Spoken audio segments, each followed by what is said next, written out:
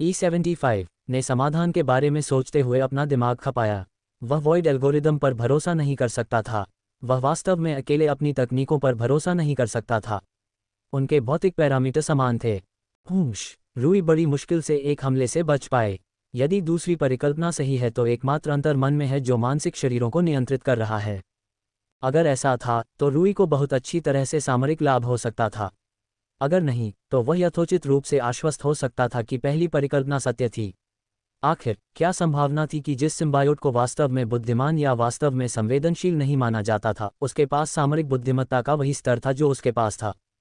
उसे इस बात पर बहुत संदेह था कि वह किसी तरह से उसकी सामरिक क्षमता तक पहुंच सकता है। इसके लिए एक हद तक अलौकिक बेतुकेपन की आवश्यकता होगी जो इस दुनिया के मानकों से भी हास्यास्पद है। उसकी सामरिक क्षमता उसकी यादों और इंद्रियों पर काम करने वाली उसकी चेतना का उत्पाद थी। अगर सिम्बियोट उस तक पहुंचने में सक्षम होता तो निस्संदेह वह अब तक जीत चुका होता। धमाका, रूई एक शक्तिशाली फ्लोइंग कैनन से लड़खड़ा गया जो उसके गार्ड पर गिर गया, क्योंकि वह छाया क्लोन द्वारा मामूली रूप से मात खा गया था। लेकिन मैं संभवतः अपने से बेहतर संस्करण को कैसे मात दे सकता हूं? इससे कोई मदद नहीं मिली कि वह वास्तव में युद्ध में वॉइड एल्गोरिदम के अप्रभावी होने का आदी नहीं था। क्योंकि दोनों पक्षों द्वारा इस्तेमाल किए जा रहे वॉइड एल्गोरिदम एक जैसे थे, वे कमोबेश एक दूसरे को रद्द कर देते थे और उनका प्रभाव वास्तव में महसूस नहीं होता था। इसका मतलब यह था कि यह एक ऐसी लड़ाई थी जिसमें रूई व्यावहारिक रूप से वॉइड एल्गोरिदम की किसी भी मदद के बिना लड़ रहा था। आखिरी बार ऐसा वास्तव में कब हुआ था, उसे याद भी नहीं आ रहा था। लगभग 3 साल पहले जब से उसने अपना मार्शल पाथ खोजा था, तब से उसने हमेशा कम से कम एक छोटी सी क्षमता में वॉइड एल्गोरिदम का इस्तेमाल किया था। ऐसी स्थिति में मनोवैज्ञानिक असुविधा और अनुभवहीनता भी उसके लिए बाधा बन रही थी। इस दर पर नुकसान बढ़ता जाएगा और वह निश्चित रूप से हार जाएगा। एड्स बाय पब फ्यूचर टस्क, उसने मन ही मन कहा। ये तो उससे भी बुरा है जब वॉइड एल्गोरिदम मेरे प्रतिद्वंद्वी के साथ असंगत है। रूई की आंखें चौड़ी हो गईं जब उसके दिमाग में एक विचार कौंधा, और जैसे ही उसने उस पर काम करना शुरू किया उसने जड़ पकड़ ली। दिलचस्प है, ये काम कर सकता है। वह पीछे की ओर कूदा और तुरंत ही छाया क्लोन ने उसका पीछा किया। फिर वह रुका और सीधे छाया क्लोन की ओर बढ़ा। रूई ने अपने छाया क्लोन पर एक लक्षित व्यापक किक मारी। छाया क्लोन उससे बचते हुए पीछे हट गया। अभी तक, धमाका, एक अदृश्य टेम्पेस्ट रिपल ने उसे जोर से मारा, उसे दूर फेंक दिया। वह तेजी से उठ खड़ा हुआ, लेकिन रूई तुरंत आ गया था। उसने एक कम स्वीपिंग किक मारी जिससे बचने के लिए क्लोन ने छलांग लगा दी। फिर भी व्यापक किक गायब हो गई। यह एक छलावा था। एड्स बाय पब फ्यूचर। धमाका, रूई के एक शक्तिशाली प्रहार से सिम्बियोट हवा में ही टकराया और दूर जा गिरा। अचानक स्थिति बदल गई। मैं सही था, रूई मुस्कुराए। यह मेरी मार्शल आर्ट उधार ले सकता है, लेकिन यह मेरी बुद्धिमत्ता या रणनीति को उधार नहीं ले सकता, जिसका उपयोग मैं अपनी मार्शल आर्ट में खामियों की भरपाई के लिए करता हूँ। रूई की मार्शल आर्ट अभी तक परिपक्व नहीं हुई थी। 23 तकनीकों में महारत हासिल करने के बावजूद यह अभी भी परिपक्व नहीं हुई थी। इसके अलावा वॉइड एल्गोरिदम का मामला था। हालांकि उन्होंने माइंड पैलेस तकनीक की अपनी अत्यधिक महारत की बदौलत वॉइड एल्गोरिदम की व्यवहार्यता के साथ महत्वपूर्ण प्रगति की थी, लेकिन उन्हें वॉइड एल्गोरिदम की दूसरी बड़ी समस्या में अभी भी महत्वपूर्ण प्रगति करनी थी। गया की दुनिया की शानदार मार्शल आर्ट के साथ इसकी असंगति। उन्हें अभी भी इस मुद्दे को ठीक करना था। ऐसे समय थे जब वॉइड एल्गोरिदम काफ़ी हद तक असहाय था। उन समयों में उन्होंने गणनाओं और अनुमानों में सुधार करके इसकी कमियों की भरपाई की जो कि काफ़ी हद तक सटीक थे और ठीक से काम करने के लिए पर्याप्त थे, हालांकि अभी भी वॉइड एल्गोरिदम के आदर्श रूप से सक्षम होने से बहुत दूर थे। वॉइड एल्गोरिदम का आंख मूंद कर इस्तेमाल करना संभावित रूप से खतरनाक हो सकता है। रूई ने कभी भी अनुकूली विकास मॉडल द्वारा दिए गए परिणामों को बिना सोचे समझे स्वीकार नहीं किया। उन्होंने ये तय करने के लिए त्वरित सोच और सहज ज्ञान, आदिम वृत्ति पर भरोसा किया कि वॉइड एल्गोरिदम कितना संगत था और इसके द्वारा आउटपुट की गई अनुकूलित शैली कितनी सटीक थी। यह ऐसी चीज़ नहीं थी जिसे माइंड मिरर सिम्बियोट द्वारा कॉपी या चुराया जा सके, पूरी संभावना है। और हर पल वह सही साबित हो रहा था। अगर ऐसा सच में होता तो इसका फ़ायदा उठाया जा सकता था। रूई वॉइड एल्गोरिदम को अंदर बाहर और उल्टा सीधा जानता था। उसे ठीक ठीक पता था कि इसकी सारी कमियां कहाँ हैं और उन कमियों के कारण क्या क्या जोखिम हैं। खुद का छाया क्लोन कमियों की भरपाई उस तरह नहीं कर पाया जिस तरह रूई ने उससे लड़ते समय की थी। इसका मतलब यह था कि जब तक रूई सही समय पर सही चालें चलेगा, वह छाया क्लोन को नुकसान पहुंचाने में सक्षम होगा। मुख्य बात यह थी कि ऐसी तकनीकों का इस्तेमाल किया जाए जो पृथ्वी के मानकों के हिसाब से सबसे अलौकिक और असंभव हों। पृथ्वी के पास जितनी ज़्यादा चीज़ें थीं, छाया क्लोन के काउंटर उतने ही कम सटीक थे, जहां तक कि काउंटर करने और उसकी चालों के अनुकूल होने के लिए सबसे उपयुक्त होने की बात थी। टेम्पेस्टुअस रिपल, फैंटम सटेप और स्टिंगर जैसी चालें सबसे प्रभावी थीं क्योंकि वे पृथ्वी पर किसी भी चीज़ से काफ़ी अलग थीं। पृथ्वी के युद्ध खेलों में सांस लेने की तकनीक और शरीर की हरकतों के संयोजन से हवा के घने पॉकेट को लॉन्च करने से होने वाली हवा के झोंके जैसी कोई चीज़ नहीं थी। इसी तरह फैंटम सटेप और स्टिंगर भी एमएमए मानकों के हिसाब से बिल्कुल अलौकिक थे। दुर्भाग्य से उनकी अन्य आक्रामक तकनीकें एमएमए तकनीकों की अवधारणा के बहुत करीब थीं। ब्लिंक जैसी तकनीकें भी पृथ्वी के मानकों के हिसाब से बेतुकी थीं, लेकिन ये शैडो क्लोन के खिलाफ उपयोगी नहीं थी। उनमें से किसी ने भी लड़ाई में पलक नहीं झपकाई थी। फिर भी इन 3 तकनीकों ने उसे लड़ने का मौका दिया। वह पहले ही काफ़ी नुकसान उठा चुका था और उसकी मानसिक थकान और तनाव बढ़ता ही जा रहा था। ये 3 तकनीकें ही उसके और अपरिहार्य हार के बीच की एकमात्र चीज़ थीं। उसे इनका यथासंभव सर्वोत्तम तरीके से इस्तेमाल करना होगा। ने वॉइड एल्गोरिदम में खामियों और कमियों का फ़ायदा उठाने की पूरी कोशिश की। एक्सचेंज के बाद एक्सचेंज उसने उनका जितना हो सका उतना दुरुपयोग किया। पहले से जमा हुआ नुकसान धीरे धीरे कम होने लगा था। सबसे बड़ी समस्या ये थी कि उसका छाया क्लोन वास्तव में क्षति सहने में सक्षम नहीं था। भले ही रूई ने उस पर शक्तिशाली हमलों की बौछार की हो, लेकिन वह उठ खड़ा होता, चलता और ऐसे चलता रहता जैसे कुछ हुआ ही न हो। जबकि रूई को जो भी क्षति हुई वह जादुई रूप से गायब नहीं हुई, उसने उसे बरकरार रखा। भले ही उसकी नई रणनीति ने उसे अपने प्रतिद्वंद्वी को मात देने की अनुमति दी हो, लेकिन उसके प्रतिद्वंद्वी की ओर से क्षति और थकान की कमी का मतलब था कि यह कभी भी नहीं टिकता। रूई को हर बार अपने प्रतिद्वंद्वी पर विजय पाने के लिए अधिक से अधिक मेहनत करनी पड़ती थी। लेकिन इससे क्या फ़र्क पड़ता? उसका प्रतिद्वंद्वी बस वापस उठ खड़ा हुआ और पहले की तरह ही उसी क्रूरता के साथ लड़ना जारी रखा।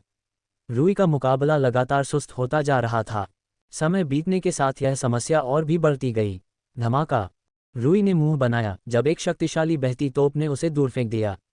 वह अपने आसपास के वातावरण से टकराया और तेजी से उठ खड़ा हुआ। अनंत काल बीत चुका था।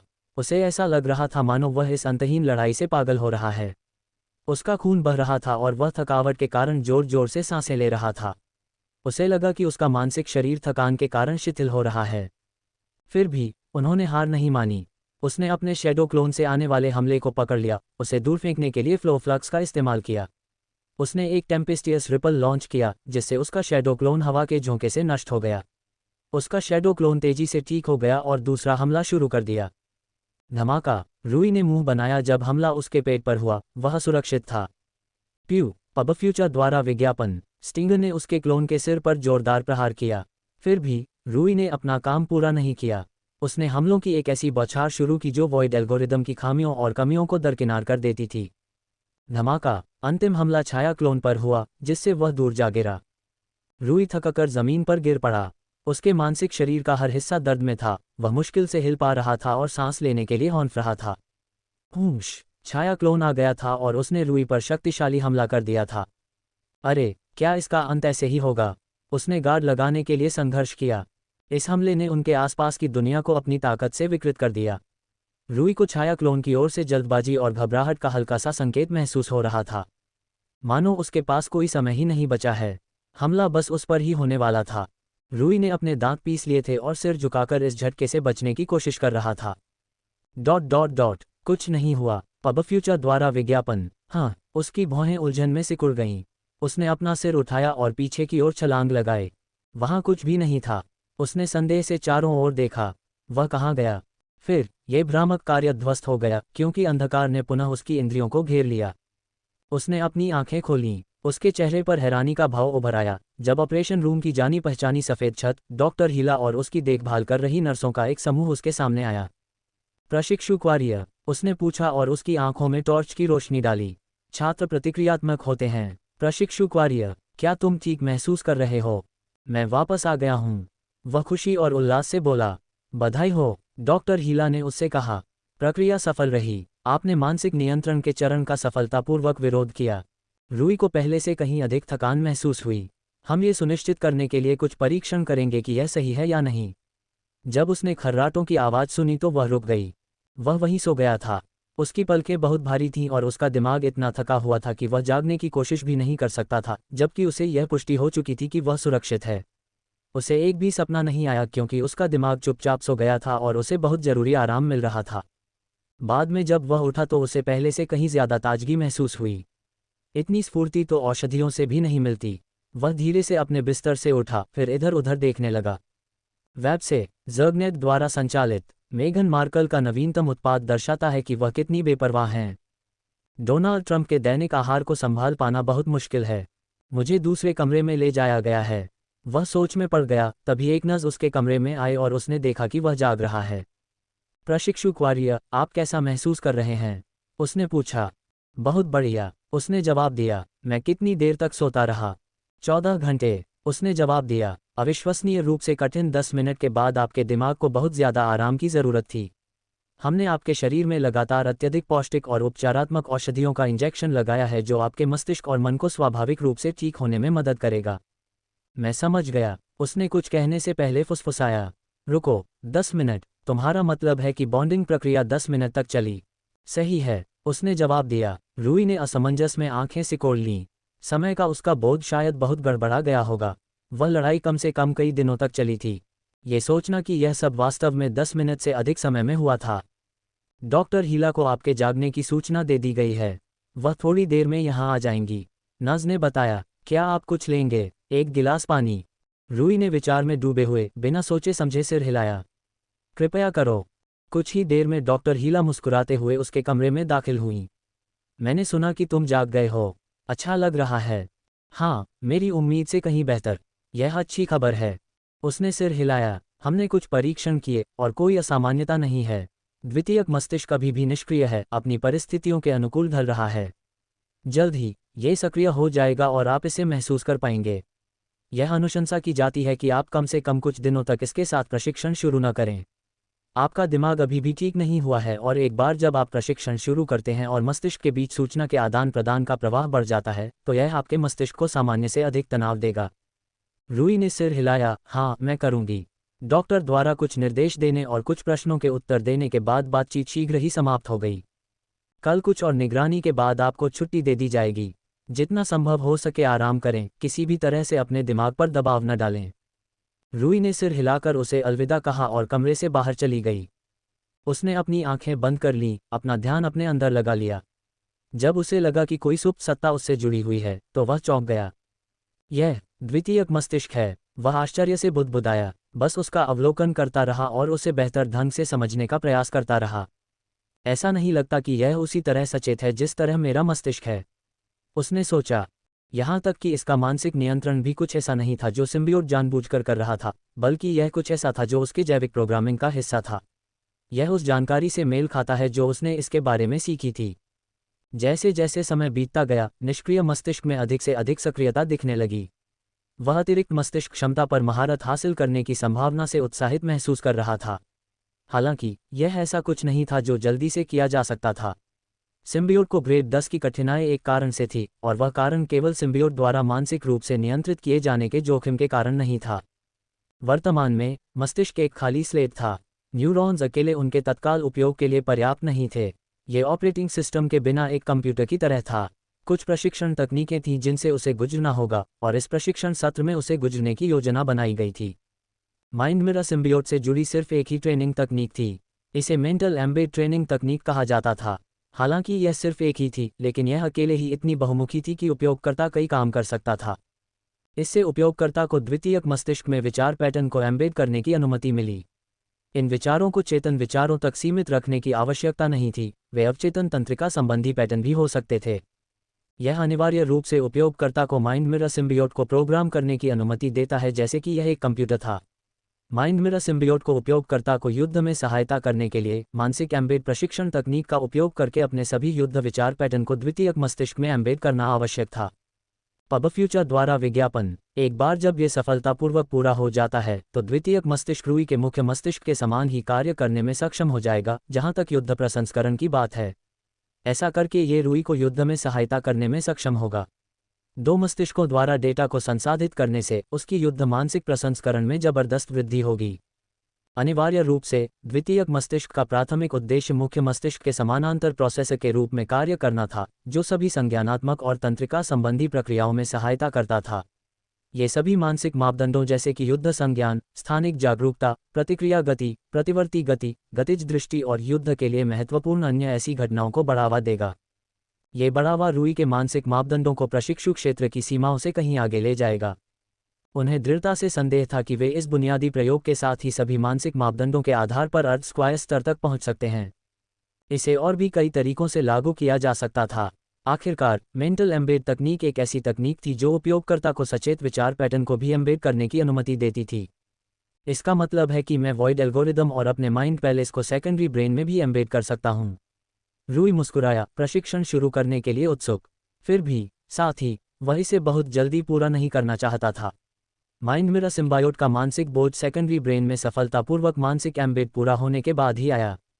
आखिरकार तब तक माइंड मिरर सिम्बियोट मुख्य मस्तिष्क के साथ विशेष रूप से बातचीत नहीं करता था। यही कारण है कि यह मानसिक एम्बेड पूरी तरह से पूरा होने तक उसके प्रशिक्षण विकास की गति में हस्तक्षेप नहीं करेगा, जो केवल प्रशिक्षण चरण के अंत तक ही होगा। पबफ्यूचर द्वारा विज्ञापन। एक बार जब उन्होंने वॉइड एल्गोरिदम और माइंड पैलेस को एम्बेड कर लिया तो उनकी उपयोगिता आसमान छू गई। इसके बारे में सबसे अच्छी बात यह थी कि उन्हें एम्बेड किए गए विचारों को लगातार अपडेट करने की ज़रूरत नहीं थी। द्वितीयक मस्तिष्क की संज्ञानात्मक क्षमताएं इतनी अधिक थीं कि यह सुनिश्चित करने में सक्षम थी कि यह मुख्य मस्तिष्क के संबंधित मूल विचार पैटर्न के विकास के आधार पर बढ़ने में सक्षम था। वह तुरंत प्रशिक्षण तकनीक का परीक्षण करना चाहता था, लेकिन डॉक्टर ने उसे दिमाग पर दबाव डालने के मामले में इसे कम करने का निर्देश दिया था, इसलिए उसे इससे दूर रहना पड़ा। तकनीक महत्वपूर्ण थी, लेकिन उसका शाब्दिक मानसिक स्वास्थ्य उससे भी अधिक महत्वपूर्ण था। एक दिन बीत गया और अंततः उसे छुट्टी दे दी गई। तुम्हारे सारे टेस्ट ठीक आए हैं, डॉक्टर ने उसे बताया जब वह टेस्ट से आई मेडिकल रिपोर्ट्स को सरसरी तौर पर देख रही थी। फिर से सुनिश्चित करें कि वापस आने पर तुम्हें पर्याप्त आराम मिले, समझे? कोई मानसिक कायाकल्प औषधि नहीं, सुनिश्चित करें कि तुम्हें सामान्य नींद मिले, ठीक है? हाँ, मैं करूंगी, रूई ने सिर हिलाया। धन्यवाद, डॉक्टर। एक बार जब उसने उसे अलविदा कहा और कुछ कागजी कार्रवाई पूरी कर ली, तो वह तुरंत मार्शल यूनियन के लिए वापस चला गया और मार्शल यूनियन में बिताए पिछले कुछ दिनों के बारे में सोचने लगा। दिन के अंत में वह कभी यह पता नहीं लगा पाया कि छाया क्लोन के बारे में दो परिकल्पनाओं में से कौन सी सही थी। क्या ये वास्तव में एक सपना था जो उसके दिमाग ने सिम्बियोट और उसके मस्तिष्क के बीच मानसिक लड़ाई की स्थिति का प्रतिनिधित्व किया था, या ये वास्तव में वास्तविक संघर्ष था? वह नहीं जानता था, लेकिन फिर भी उसने संघर्ष से अप्रत्याशित रूप से बहुत लाभ उठाया था। जो उसने अनुभव नहीं किया था और कभी अनुभव करने की उम्मीद नहीं की थी, वह था वॉइड एल्गोरिदम के खिलाफ लड़ाई। उस समय उसे एहसास नहीं हुआ था कि यह कितना बड़ा आशीर्वाद था, क्योंकि उस समय बहुत सी चीज़ें दांव पर लगी हुई थीं। वॉइड एल्गोरिदम के खिलाफ लड़ने से उसे इसके बारे में एक ऐसा नजरिया मिला जो उसे पहले कभी नहीं मिला था। वह गर्व के साथ इसकी शक्ति की सराहना और प्रशंसा करने में सक्षम था, लेकिन उसे इसकी खामियों और कमियों के बारे में एक स्पष्ट दृष्टिकोण भी मिला। वह उन्हें पहले की तुलना में कहीं ज़्यादा गहराई से समझता था। अगर यह अनुभव न होता तो उसे वह समझ हासिल करने में बहुत समय लग जाता जो उसे इस अनुभव से मिली थी। रूई को कई नए विचार मिले थे कि कैसे गया कि मार्शल आर्ट के साथ वॉइड एल्गोरिदम की असंगति के मुद्दे को आंशिक रूप से हल किया जाए। ऐसे विचार जिनके बारे में उसने शायद इतनी जल्दी नहीं सोचा होता अगर उसने अपने क्लोन के खिलाफ लड़ाई नहीं लड़ी होती। यह एक समृद्ध और अप्रत्याशित लाभ था जो मानसिक लड़ाई से आया था, और अकेले इसने माइंड मिरर सिम्बायोट की खरीद को उचित ठहराया। सब कुछ सही समय पर होगा। क जगह से दूसरी जगह भागी, फिर रुकी और केन की तरफ देखने लगी। कैसा लगा? आप पैंतरेबाजी वाले हिस्से को गड़बड़ कर रहे हैं। केन ने अपना सिर हिलाया। गलत दिशा में जाना ठीक उसी दिशा में होना चाहिए जिस दिशा में आप जा रहे हैं, अन्यथा ये काम नहीं करेगा। हाँ, सच है, रूई ने आह भरी। मैं जानता हूं कि सिद्धांत रूप में, व्यवहार में इसे समझना आसान नहीं है। इसे सीखने में थोड़ा समय लगता है। केन ने सहमति जताई। आपको बार बार अभ्यास करके तकनीक को अपनी हड्डियों में समाहित करना होगा, या कम से कम मैंने ऐसा ही किया। रूई को अपना छठा प्रशिक्षण चरण शुरू हुए कई महीने बीत चुके थे। उसने सभी तकनीकों में महत्वपूर्ण प्रगति की थी और अपनी सभी खामियों और कमियों से छुटकारा पाने के अंतिम चरण में था। उसने शैडो स्टेप तकनीक में मदद के लिए केन से संपर्क किया था। हालांकि उसने उस तकनीक में महारत हासिल नहीं की थी, लेकिन उसने वॉइड स्टेप तकनीक में महारत हासिल कर ली थी, जो कि मूल तकनीक थी जिसका शैडो स्टेप तकनीक एक निम्न संस्करण था। केन को इसे समझने के लिए बस कुछ ही प्रयासों की ज़रूरत थी, क्योंकि वह शून्य चरण तकनीक में महारत हासिल कर चुका था। उसे बस ये समझने की ज़रूरत थी कि यह किस हद तक घटिया है, तभी वह इसे कुशलता से इस्तेमाल कर सकता था, जिससे रूई ईर्ष्या से लाल हो गई। पबफ्यूचर द्वारा विज्ञापन। यार, ये तो पागलपन है कि तुम इसमें कितने अच्छे हो, रूई ने आह भरी। मेरा मतलब है, उसने कंधे उचकाए, तुम्हारे साथ भी यही बात कही जा सकती है और कई चीज़ों के साथ भी। सबसे हाल ही में जो दूसरा दिमाग तुम्हें मिला है उसके बारे में यही कहा जा सकता है। रूई मुस्कुराया। वह इस बात पर बहस नहीं कर सकता था। उसने अभी तक अपने युद्ध संबंधी विचार पैटर्न या वॉइड एल्गोरिदम और माइंड पैलेस तकनीक को द्वितीयक मस्तिष्क में मानसिक रूप से एम्बेड करना समाप्त नहीं किया था। मेंटल एम्बेड तकनीक के बारे में सबसे अच्छी बात यह थी कि वह शारीरिक प्रशिक्षण के दौरान भी इसका उपयोग कर सकता था। वास्तव में मेंटल एम्बेड तकनीक सबसे अधिक कुशलता से तब काम करती थी जब तकनीक का उपयोगकर्ता वास्तव में युद्ध में उपयोग की जाने वाली युद्ध संबंधी जानकारी का उपयोग कर रहा होता था। द्वितीयक मस्तिष्क द्वारा सीखी जा रही गतिविधियों का वास्तविक निष्पादन होने पर द्वितीयक मस्तिष्क ने सूचना को तेजी से सीखा। इस प्रकार वह अपने द्वारा सीखी जा रही 5 अन्य तकनीकों को प्रशिक्षण देते समय द्वितीयक मस्तिष्क में समाहित कर सकता था। शुक्र है, उससे सिर्फ इसके लिए एक और प्रशिक्षण चरण से गुजरने की जरूरत नहीं होगी, क्योंकि यह अविश्वसनीय रूप से बेकार होता। पब फ्यूचर द्वारा विज्ञापन। केन के साथ शैडो स्टेप ट्रेनिंग पूरी करने के बाद वह माइंड मिरर ट्रेनिंग सेशन में वापस आ गया। उसे हाल ही में सक्रिय सेकेंडरी ब्रेन की अनुभूति की आदत हुई थी। यह एक ऐसी शक्ति की तरह महसूस होता था जिसकी क्षमता का अभी तक दोहन नहीं हुआ है। उसे लगातार यह महसूस हो रहा था कि वह अपनी पूरी क्षमता का उपयोग नहीं कर पा रहा है, जो निराशाजनक था। उन्होंने मानसिक एम्बेड प्रशिक्षण तकनीक प्रक्रिया जारी रखी, जो उनकी अपेक्षा से अधिक कठिन और मानसिक रूप से थका देने वाली थी। लेकिन पीछे मुड़कर देखें तो उन्हें उम्मीद करनी चाहिए थी कि ऐसा ही होगा। वह अपने युद्ध के इर्द गिर्द केंद्रित सभी डेटा को कॉपी करके उसके हर कण को द्वितीयक मस्तिष्क में स्थानांतरित करने का प्रयास कर रहा था।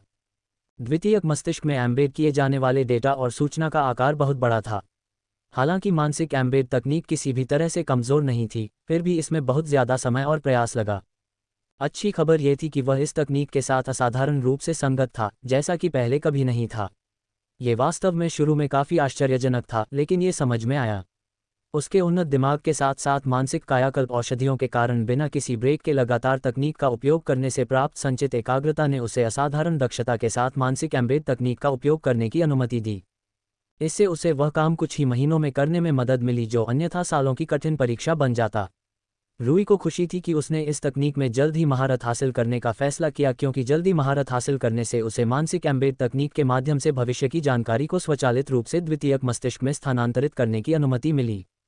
ऐसा न्यूरॉन प्लास्टिसिटी की घटना के कारण हुआ, एक ऐसी घटना जो स्मृति और संगति के लिए जिम्मेदार थी। न्यूरॉन कनेक्शन, जो विशेष रूप से मेल खाते थे, जो बार बार सक्रिय होते थे, वे करीब आते थे और मजबूत रूप से बंधे होते थे। यही बात तब हो रही थी जब मेंटल एम्बेड का उपयोग उसके मस्तिष्क से द्वितीयक मस्तिष्क तक विशेष जानकारी स्थानांतरित करने के लिए किया गया था। इस क्रिया ने मस्तिष्क और द्वितीयक मस्तिष्क के बीच मजबूत न्यूरॉन कनेक्शन बनाए, जो भविष्य में उसके मस्तिष्क से द्वितीयक मस्तिष्क तक नई जानकारी के स्वचालित हस्तांतरण की अनुमति देता था। इसे जल्दी से जल्दी सीखकर वह मैन्युअल रूप से स्थानांतरित की जाने वाली जानकारी की मात्रा को कम कर रहा था। प्रारंभिक मैन्युअल स्थानांतरण के बाद द्वितीयक मस्तिष्क स्वाभाविक रूप से और स्वचालित रूप से नई युद्ध संबंधी जानकारी सीख लेगा। अपने जीवन में जितनी जल्दी हो सके प्रारंभिक मैन्युअल स्थानांतरण को निष्पादित करके वह यह सुनिश्चित कर रहा था कि उसके जीवन भर में स्थानांतरित की गई अधिकांश युद्ध संबंधी जानकारी और विचार प्रक्रियाएं स्वचालित रूप से सीखी जाएंगी, न कि मैन्युअल रूप से। यही कारण था कि उन्होंने माइंड मिरर सिम्बियोट में जल्द से जल्द महारत हासिल करने का फैसला किया था। जैसे जैसे समय बीतता गया, माइंड मिरर सिम्बियोट में महारत हासिल करने की कठिनाई लगातार बढ़ती गई, जो पहले से ही चरम ग्रेड 10 कठिनाई से कहीं अधिक थी। अपनी बढ़ी हुई विकास गति से अलग होना भले ही दर्दनाक था, लेकिन अंततः उसने पाया कि लाभ नुकसान से कहीं ज्यादा थे। वह 11वीं या 12वीं कक्षा में ऐसी तकनीक से निपटना नहीं चाहता था जिसकी महारत हासिल करना असाधारण रूप से कठिन हो। यह विशेष रूप से वांछनीय था कि वह वॉइड एल्गोरिथम को जल्द से जल्द स्थानांतरित कर दे, इससे पहले कि वह इसे अनुकूलित और विस्तारित करे। वॉइड एल्गोरिथम पहले से ही एक विशाल प्रणाली थी जिसके भीतर कई उप प्रणालियां थीं। यदि वह सारी जानकारी सेकेंडरी ब्रेन में डाल देता तो वॉइड एल्गोरिथम में किए गए किसी भी जटिल परिवर्तन को केवल एक बार करने की आवश्यकता होती, क्योंकि सेकेंडरी ब्रेन अपने आप ही उसका अनुसरण करता। फिर भी इसमें शामिल तकनीकों के साथ उनके अत्यधिक लगाव के बावजूद ये प्रक्रिया बेहद थकाऊ और कठिन थी। तकनीक के मानसिक आक्रमण के साथ साथ मानसिक बोझ, जो मानसिक रूप से पूरी तरह से समाहित हो जाने के बाद आने वाला था, ने पूरी प्रक्रिया को वास्तव में 10वीं श्रेणी में कठिनाई के योग्य बना दिया। महीने बीत गए, रूई ने दिन रात काम किया, सचमुच अपनी नई तकनीकों में महारत हासिल करने के लिए। 6 में से पहली तकनीक जो उसने हासिल की थी वह थी माइंड मास्क तकनीक। इस तकनीक में उसकी महारत बहुत ज़्यादा थी और वह अपनी मौजूदगी और अपने द्वारा संवेदनशील दिमाग में पैदा किए जाने वाले खतरे की भावना को बढ़ा या घटा सकता था। यह इस बात पर निर्भर करता था कि वह खुद पर किस तरह की छवि पेश करता है। दूसरी तकनीक जिस पर उन्होंने पूरी तरह से महारत हासिल कर ली थी वह थी फाउना फ्लो तकनीक। यह एक अनोखी तकनीक थी जिसकी सीखने की प्रक्रिया का उन्होंने भरपूर आनंद लिया। ये तकनीक थोड़ी विचित्र थी लेकिन उन्होंने इसकी प्रक्रिया का आनंद लिया। उनकी विकास गति और अनुभूति ने उन्हें इसमें काफ़ी तेज़ी से महारत हासिल करने में मदद की। उन्होंने मेंटल एम्बेड तकनीक का उपयोग करके भाषा को द्वितीयक मस्तिष्क में भी समाहित कर लिया। बाकी तकनीकें भी जल्दी ही सीख ली गईं। उन्होंने एक एक करके रिवर्बेरेटिंग लांस, फाइनल ब्रीदिंग और शैडो स्टेप तकनीकों में महारत हासिल कर ली। इसके बाद जो अंतिम तकनीक अपनाई गई वह थी माइंड मिरर सिम्बियोट तकनीक। शेष 5 तकनीकों के बाद उसे अंततः तैयार होने में पूरा 1 महीना लग गया। क्लिक। रूई ने अविश्वास में सांस ली जब उसने आखिरकार युद्ध संबंधी जानकारी का अंतिम अंश द्वितीयक मस्तिष्क में एम्बेड कर दिया। एम्बेड पूरा हो गया था और द्वितीयक मस्तिष्क अंततः युद्ध में इस्तेमाल के लिए तैयार था। उसने अपनी आंखें बंद कर ली क्योंकि उसने महसूस किया कि द्वितीयक मस्तिष्क उसके दिमाग के साथ सूचनाओं का एक विशाल प्रवाह का आदान प्रदान कर रहा है। जैसे जैसे दुनिया तेज होती गई, समय धीमा होता गया।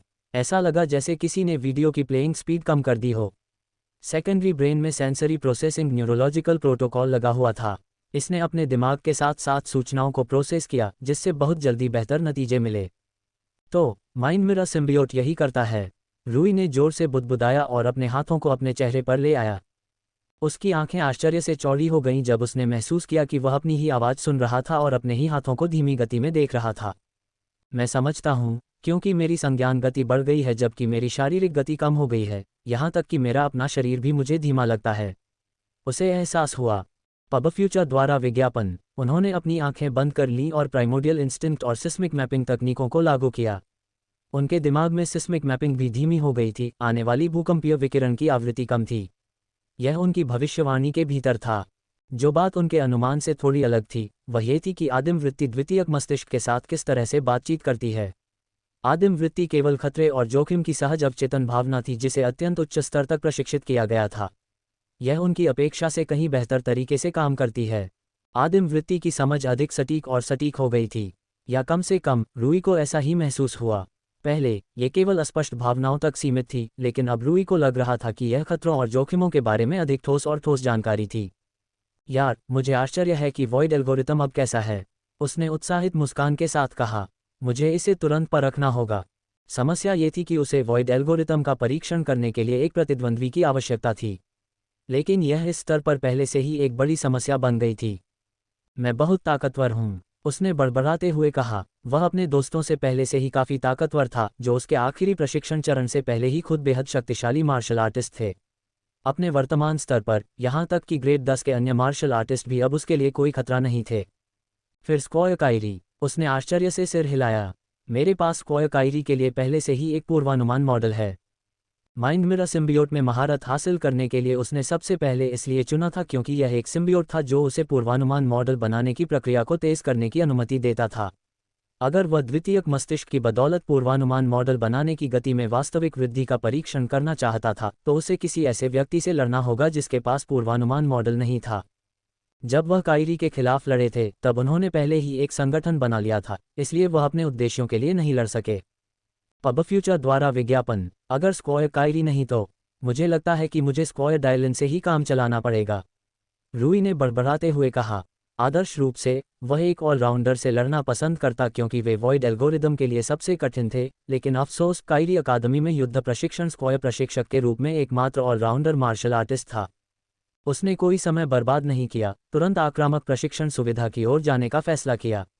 उसने रास्ते में जल्दी से कुछ औषधियां पी लीं। वह स्क्वायर डायलन से लड़ते समय अपने चरम पर होना चाहता था। जब वह पहुंचा तो उसने देखा कि स्क्वायर डायलन कई मार्शल अप्रेंटिस को तकनीकों का अभ्यास करा रहा था। फिर भी जैसे ही वह आगे बढ़े, उन्होंने सबका ध्यान अपनी ओर आकर्षित कर लिया। उसने जो दबाव डाला वह सबकी आंखें खींच लेने वाला था। कोई भी व्यक्ति उसकी ओर नज़र डालने से बच नहीं सकता था। एक बात सभी के लिए स्पष्ट थी, वह अधिक शक्तिशाली हो गया था। अच्छा, स्क्वायर डायलन ने उसे संबोधित करते हुए कहा। देखो, यहाँ कौन है? स्क्वायर डिलॉन, रूई ने उत्तर दिया। आप जानते हैं, एक कारण है कि हम स्क्वायर प्रशिक्षक जब सुविधाओं में प्रशिक्षण ले रहे होते हैं तो अपने दिमाग पर कड़ा नियंत्रण रखते हैं। उन्होंने कहा, यह सुनिश्चित करने के लिए कि हम मार्शल अप्रेंटिस प्रशिक्षण को बाधित न करें। हालांकि आप मार्शल स्क्वायर नहीं हैं, आप कोई साधारण मार्शल अप्रेंटिस भी नहीं हैं। दबाव को थोड़ा कम करें। क्या आप करेंगे? आप अन्य छात्रों को परेशान कर रहे हैं। रूई ने सिर हिलाने से पहले इधर उधर देखा। ठीक है, मेरी गलती है। उसने माइंड मास्क तकनीक को सक्रिय करने से पहले अपना दिमाग बंद कर लिया, जिससे मानसिक दबाव का हर अंश पूरी तरह से छिप गया। उसके आसपास के लोग चौंक गए क्योंकि सारा दमघोंटू दबाव तुरंत हवा में गायब हो गया क्योंकि रूई एक साधारण 16 वर्षीय लड़के से ज़्यादा कुछ नहीं लग रहा था। स्क्वायर डायलन की भौहें ये दृश्य देखकर ऊपर उठ गईं। हाँ, आपने कुछ दिलचस्प मार्शल आर्ट तकनीकों में महारत हासिल कर ली है। उसी के बारे में बात करते हुए आप यहाँ क्यों हैं? आपने 1 महीने पहले ही रिवर्बेरेटिंग लांस तकनीक में महारत हासिल कर ली थी। मुझे मत बताना कि आपने पहले से ही और तकनीकें खरीद ली हैं। नहीं, रूई ने अपना सिर हिलाया। मैं यहाँ इसलिए आया हूँ क्योंकि मैं तुम्हारे साथ मुकाबला करना चाहता हूँ। स्क्वायर डायलन ने इस मामले पर विचार करते हुए अपनी थोड़ी खुजाई, फिर कंधे उचकाए। ज़रूर,